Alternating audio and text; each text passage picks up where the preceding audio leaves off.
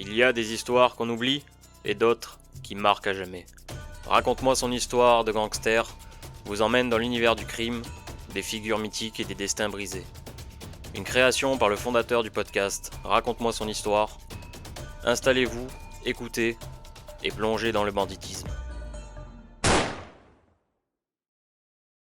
Salut cowboy. Prends place, rejoins-moi autour du feu.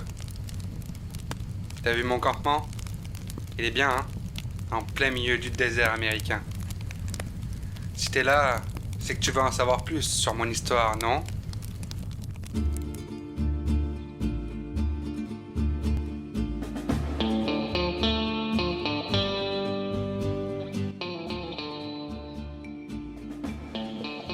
Mon histoire commence comme chaque histoire, par une naissance, et la mienne fut pendant l'été 1836. Je suis né dans le comté de Crawford, en plein milieu de l'Arkansas, et aussi en plein milieu d'un champ de coton. Je ne connaissais que ma mère, Parley Washington Stewart. Mon maître, William Steele Rivers, était probablement mon père, mais à cette époque, violer les femmes esclaves était monnaie courante. On m'a assigné à la tâche très jeune et j'étais porteur d'eau dans les champs de coton. Je recevais souvent des coups de bâton lorsque j'abîmais les tiges ou si je ne répondais pas assez vite à l'appel de mon maître. Nous étions des centaines à recevoir ce genre de traitement. Je pense que ça forgeait le caractère. Quand j'avais environ 8 ans, mon maître, William Steele Rivers, a décidé de quitter l'Arkansas pour le Texas, à la recherche de nouvelles opportunités, qui disait. Alors, nous sommes tous partis. Une fois là-bas, il m'a donné à son fils, George Robertson Rivers, en qui il avait entièrement confiance. Et moi, mon opportunité, c'était de continuer à servir encore et encore. J'étais devenu son domestique, putain. Quand j'avais 22 ans, la guerre civile a éclaté en Amérique. Mon maître était un colonel de l'armée confédérée qui organisa le 11e régiment de cavalerie. Ça montre bien son placement dans la société. Il a décidé que je rejoigne l'armée du Sud, les confédérés. Cette guerre était pour l'abolition de l'esclavage. Et mon maître, George Robertson Rivers, était du côté des esclavagistes, bordel. Et comme tout bon esclave, je devais rester esclave. Il m'a emmené avec lui sur différents lieux de bataille. Je devais combattre les gens qui voulaient me libérer. Un soir, au début de la guerre, mon maître et moi jouons à un jeu de cartes, le poker. Alors que je raflais toute la mise, mon maître s'est levé de sa chaise, m'a regardé fixement comme ça et m'a insulté de tricheur. Alors que moi, j'étais juste en veine ce soir-là. Alors qu'il me menaçait de me tuer, un esclave ne devrait pas répondre qui disait « Moi, toujours assis, regardant le sol, les poings serrés, la colère montant de plus en plus haut. » Je me suis levé de ma chaise précipitamment et je lui en ai collé une en pleine poire. Il est tombé en arrière, son chapeau était au sol. J'ai regardé autour de moi. Je savais que je ne devais pas rester là, sinon c'était fini pour moi. Les coups de fouet ne lui auraient pas suffi. Alors, je suis monté sur le premier cheval et je suis parti au galop. À ce moment-là, j'ai ressenti une joie immense.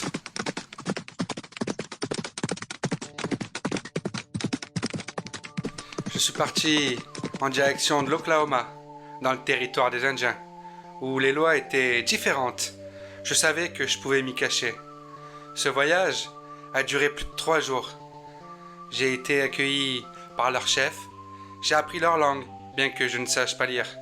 D'ailleurs, je ne sais toujours pas lire aujourd'hui. J'ai appris leurs coutumes et j'ai rencontré les tribus des Creeks et des Séminoles. C'était la liberté pour un esclave fugitif. Je travaillais comme éclaireur, ce qui m'a permis de découvrir tout le territoire. Lorsque la guerre a pris fin, les esclaves du Sud et du Nord ont été libérés. Mais cela n'a pas empêché la haine raciale de persister.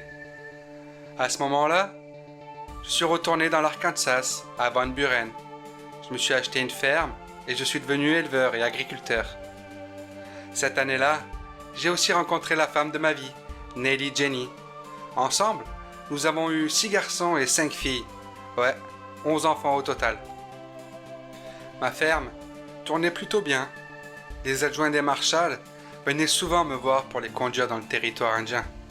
Je leur servais de guide et de traducteur, ce qui me permettait de gagner quelques dollars en plus. En 1875, le légendaire juge de la pendaison Isaac Charles Parker fut nommé juge fédéral du territoire indien. Parker nomma James Fagan maréchal des États-Unis et il lui demanda d'embaucher 200 maréchaux adjoints. Je fus surpris lorsqu'un matin, James Fagan vient à ma rencontre pour me proposer un poste d'adjoint. Mon habileté au tir s'était répandue dans l'Ouest et mes compétences linguistiques leur seraient utiles pour lutter contre les hors-la-loi. J'étais le premier homme noir à atteindre ce rang, ouais, le premier. Et de plus, j'étais un ancien esclave. Une nouvelle aventure pour moi. Mais nos lois ne permettaient pas d'arrêter les indigènes indiens. On pouvait uniquement arrêter les blancs et les noirs sur leur territoire. Mais ce n'était pas sans danger pour ce poste. Les criminels se cachaient dans ce territoire qui était vaste, de 199 000 km². Plus de 100 marshals ont perdu la vie avant que l'Oklahoma devienne un État reconnu. Moi, je portais toujours mes 2 Colt 45 à 6 coups, avec les crosses retournées, ce qui me permettait de dégainer plus rapidement. En plus de ces revolvers, j'avais toujours un fusil Winchester à portée de main. Mon habileté au tir et ma rapidité faisaient de moi un adversaire redoutable pour tous les hors-la-loi que je poursuivais. Mais la plus grande de mes armes était que j'arrivais à rester calme face au danger. Bien souvent, ça ne ripostait pas. Un jour, je me suis retrouvé face à face avec les célèbres frères Brunter, 3 hommes recherchés pour divers crimes. Ils avaient l'avantage sur moi ce jour-là, mais cela ne m'a pas arrêté. Lorsque j'ai approché, ils m'ont forcé à descendre de mon cheval et m'ont demandé ce que je faisais là. Sans hésitation, je leur ai répondu « Eh bien, je suis venu vous arrêter. » Et pour les distraire, je leur ai calmement demandé quelle était la date. Alors qu'un des frères, intrigué, m'a demandé pourquoi cela m'intéressait, je lui ai expliqué que je devais noter la date à laquelle je les arrêtais pour mes dossiers. Et je me suis approché d'eux pour leur montrer les mandats. Les hommes ont ri, voyant mon apparente sérénité. Ils ont regardé les mandats, se moquant de moi, et le chef du groupe m'a rappelé que j'étais sur le point de mourir.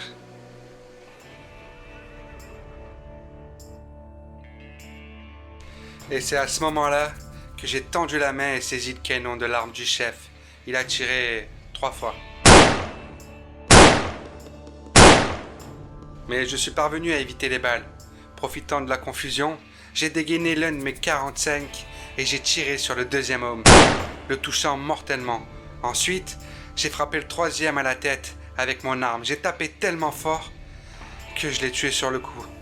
Avec le chef des frères Brunter, désarmé et en état de choc, je l'ai arrêté sans plus de résistance. Cette capture réussie a marqué une autre victoire pour la loi et l'ordre. Cependant, une autre aventure mémorable me vient en tête. Je me souviens de ce jour où la vieille folle nous a poursuivis. Alors que j'avais réussi à capturer 2 hors-la-loi. C'était une aventure mémorable qui a commencé par un déguisement et une longue marche. J'avais appris que ces 2 criminels se cachaient chez leur mère, dans une maison isolée, à environ 45 km de la ville. Pour les approcher sans éveiller les soupçons, je me suis déguisé en clochard et j'ai entrepris cette longue marche jusqu'à leur domicile. En arrivant, je me suis présenté à leur mère comme un homme en fuite fuyant la loi et ayant besoin de nourriture et de repos. Elle a cru mon histoire, m'a recueilli avec hospitalité, elle m'a nourri et m'a offert un endroit pour dormir. Pendant le repas, elle m'a même conseillé de rester jusqu'au retour de ses fils, afin que nous puissions partir ensemble pour échapper à ce qui me poursuivait. Je l'ai remercié pour sa gentillesse et j'ai attendu que la nuit tombe. Une fois que tout le monde dormait profondément, j'ai agi silencieusement. J'ai menotté les 2 frères à leur lit sans qu'ils ne s'en aperçoivent.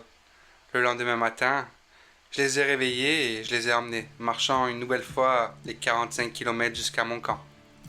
Et pendant toute cette marche, leur mère, folle de rage, nous a suivis sur environ 5 kilomètres, m'injuriant et me maudissant pour avoir trompé sa confiance et capturé ses fils. Elle n'a cessé de crier jusqu'à ce qu'elle soit trop épuisée pour continuer. Finalement, nous sommes arrivés à Fort Smith, où les deux criminels ont été livrés à la justice. Leur capture a été une victoire importante pour la loi et l'ordre, et a permis de rétablir la paix dans la région au moins pour un petit bout de temps. J'ai réussi plus de 3000 arrestations. Belle Star, de son vrai nom Myra Mabel Shirley Reed Star, était l'une des hors-la-loi les plus célèbres du territoire indien. Connue pour ses relations avec divers criminels, elle s'était forgé une réputation de reine des bandits. Accusée de vol de chevaux, d'extorsion et de diverses autres infractions, Belle était une cible de choix pour moi. Je me souviens clairement du jour où j'ai reçu l'ordre de l'arrêter. Belle Star était connue pour être rusée et dangereuse. Je savais que cette mission ne serait pas facile. Cependant, comme toujours, j'étais déterminé à mener à bien ma mission et à la traduire devant la justice. J'avais appris que Belle Star se cachait dans une petite cabane isolée, bien loin des sentiers battus. J'ai pris le temps de recueillir des informations sur ses habitudes et ses allées et venues. Avec cette connaissance en main, j'ai élaboré un plan pour la capturer. C'était une journée chaude et poussiéreuse, et lorsque je me suis approché de sa cachette, je savais qu'elle était armée et prête à se défendre. En arrivant, je l'ai trouvée en train de s'occuper de ses affaires, sans se douter que la loi était sur le point de lui tomber dessus. D'un pas ferme, je me suis avancé vers elle et je lui ai annoncé « Belle Star, au nom de la loi, vous êtes en état d'arrestation. » Elle a levé les yeux, visiblement surprise, mais n'a pas hésité à essayer de s'échapper, avec une rapidité que seule la nécessité pouvait dicter. Elle a tenté de dégainer son arme, mais j'étais prêt. D'un geste rapide, j'ai saisi son poignet et j'ai désarmé avant qu'elle ne puisse tirer. Elle a résisté avec férocité, mais ma détermination et mon expérience ont eu raison d'elle. Après une lutte brève mais intense, j'ai réussi à la menotter. Alors que je la conduisais vers la ville, elle a gardé un silence stoïque, ses yeux brillants de défi. Nous avons fait route vers Fort Smith, où le juge Isaac Parker l'a condamnée. Je sais que lorsqu'elle a purgé sa peine, elle s'est fait assassiner 2 jours avant son 41e anniversaire. Ouais, c'était pas la joie. C'est ce que nous appelions le Far West après tout. En 1987, j'ai tué par accident mon cuisinier. Je m'en veux, c'était un brave homme. En nettoyant un de mes Colts, une balle est partie sur lui. Je suis triste à chaque fois que je parle de cette histoire. La justice ne m'a pas condamné, mais moi, je me suis condamné à faire mon maximum pour traquer tous ces criminels. J'ai eu affaire à de très grands criminels au cours de ma carrière, y compris Greenleaf, un Indien séminole, qui avait tué 7 personnes. Mais en 1993, c'est Jim Webb, un sacré bon à rien voleur et tueur qui a croisé mon chemin. Jim Webb venait de Brazos au Texas et avait pris en charge le ranch Bill Washington et Mike Leich à Spring Creek, dans la nation Chickasaw, où 45 cow-boys travaillaient. Une querelle a éclaté entre lui et le révérend William Stewart, propriétaire d'un petit ranch. Un incendie s'était propagé du ranch de Stewart à celui de Washington, détruisant beaucoup d'herbes. La dispute a mal tourné et Webb a fini par tuer le révérend. Un mandat d'arrêt a été émis contre lui et c'est moi qui ai été chargé de l'exécuter. Accompagné de Floyd Wilson, mon homme de main, nous sommes arrivés au ranch vers 8h du matin. Nous avons demandé à déjeuner. Webb et son acolyte, Frank Smith, se tenaient sur le porche, chacun fusil à la main. Tandis que Smith était assis sur un coffre, Webb était sur un banc, surveillant nos faits et gestes. J'ai demandé la permission de nourrir nos chevaux, ce qui m'a accordé. En amenant nos chevaux à l'écurie, j'ai pris soin de détacher les Winchester des selles et de les cacher dans le grenier à maïs, espérant ainsi désamorcer les soupçons de Webb. Nous nous sommes assis pour prendre notre petit déjeuner, et grâce au reflet d'un miroir sur la cheminée, j'ai pu voir Webb et Smith dans le hall, discutant de leur prochaine action. Alors je me suis approché de Floyd et je lui ai dit discrètement « Je m'occupe de Webb et toi, tu t'occupes de Smith. »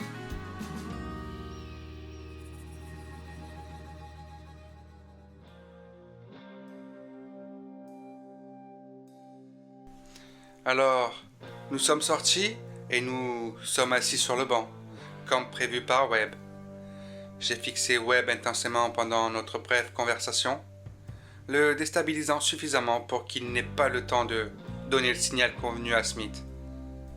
Quelque chose a attiré l'attention de Webb dans la cour, et en un clin d'œil, j'ai saisi sa gorge de ma main gauche, tout en pointant mon revolver sur son visage de ma main droite. « J'abandonne !»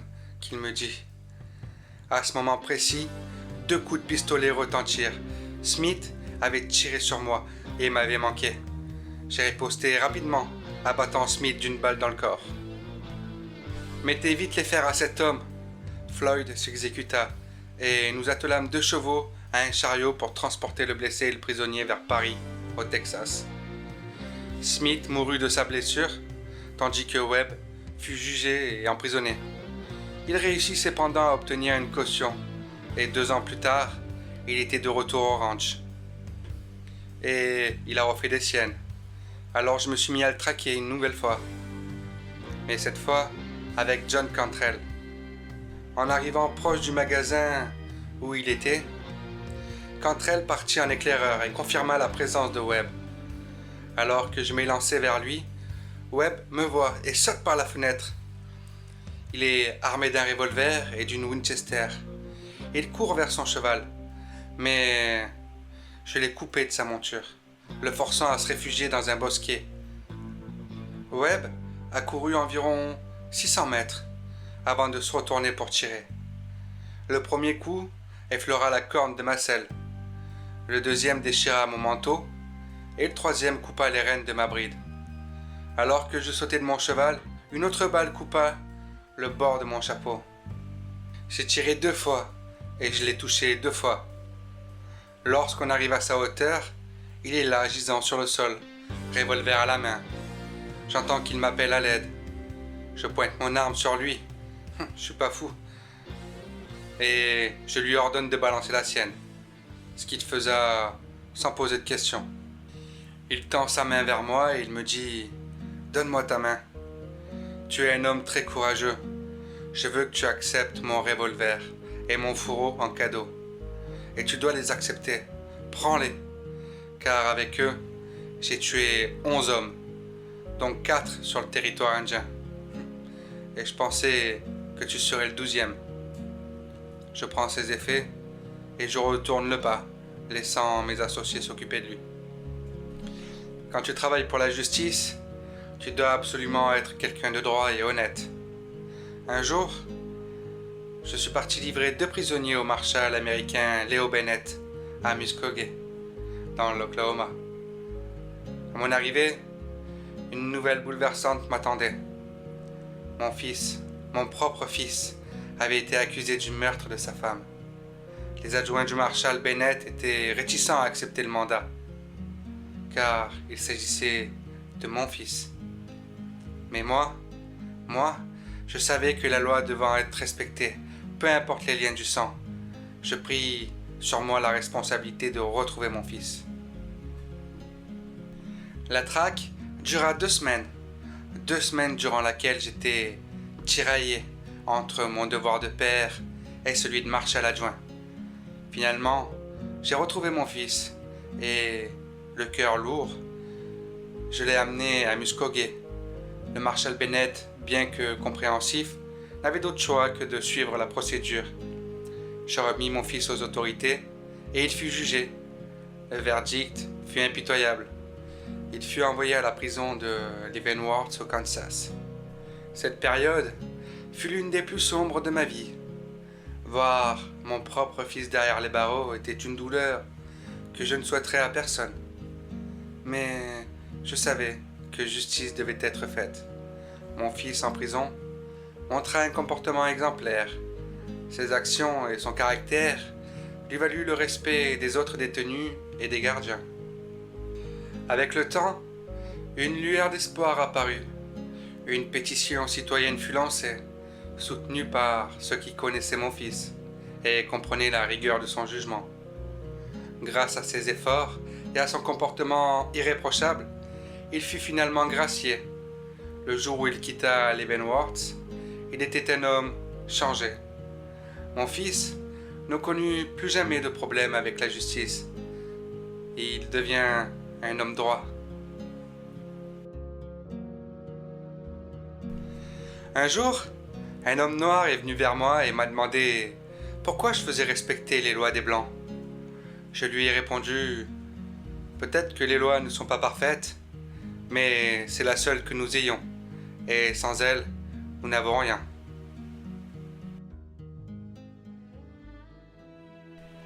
J'ai perdu ma première épouse en 1896, peu après l'arrestation de Weber. Je me suis remarié aussi avec Winnie Sumter, un peu avant l'arrestation de mon fils. J'ai pris ma retraite en 1907, lorsque l'État de l'Oklahoma est devenu un État reconnu des États-Unis. Puis, j'ai eu un dernier adversaire du nom de Bright. Non, ce n'est pas un homme, mais une maladie. Une maladie incurable qui touche les reins. Elle a gagné notre duel le 12 janvier 1910 à l'âge de 71 ans. Après ma mort, le Muskogee Phoenix écrivit à mon sujet, immortalisant ma carrière de légendaire homme de loi. Dans l'histoire des premiers jours de l'Est de l'Oklahoma, le nom de Bass Rivers a une place de choix parmi ceux qui ont nettoyé l'ancien territoire indien des hors-la-loi et des desperados.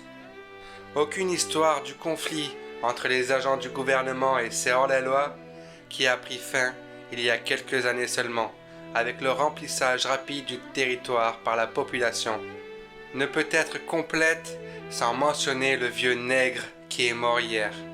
Pendant ce temps, il a été envoyé pour arrêter certains des personnages les plus désespérés qui aient infesté le territoire indien et mis en danger la vie et la paix à ses frontières. Et il a eu son homme aussi souvent que n'importe lequel de ses adjoints.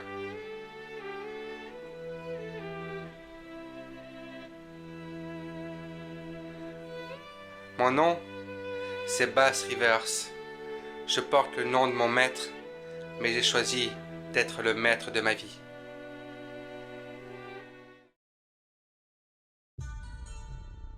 Les balles se taisent, les voix s'éteignent. Mais l'histoire, elle, ne disparaît jamais. Pour d'autres récits du grand banditisme, abonne-toi et reste à l'écoute. Chaque gangster a son histoire.